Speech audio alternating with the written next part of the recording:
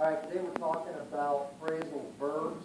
They are troublemakers. They give a lot of students a lot of trouble, primarily because they're used so often, and they change the meaning of the verb.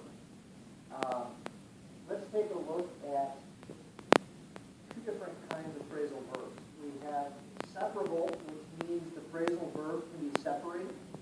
You can put the object either after the particle or in between the verb and the particle. And then you also have some phrasal verbs which are inseparable, which means you can't put anything in between the verb and the particle. Let's look at a couple examples. Here's a separable phrasal verb. I handed in my paper. In this situation, the subject is I, and the phrasal verb is handed in. And the object is my paper.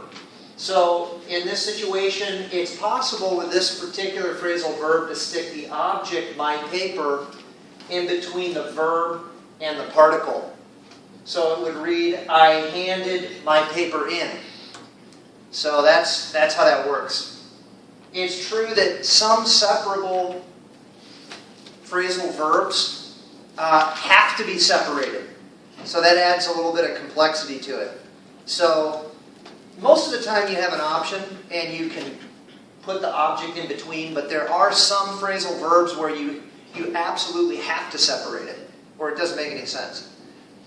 And then the third kind really is inseparable, which means you can't ever separate the phrasal verb, these certain ones. I ran into Crystal yesterday. Of course, the phrasal verb is right here, ran into. It would be incorrect to try to stick the object in between. You can't say, I ran Crystal into yesterday. It doesn't make any sense. We call it inseparable.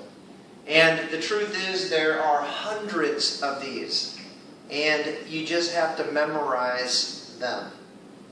The good news is many of them just make sense too, though. If you read the sentence and look at the context of the sentence. For example, I ran into Crystal yesterday. It does not mean you drove Crystal over with your car or you ran into her. It means you, at some point, saw her during the day and talked with her. All right? Thank you.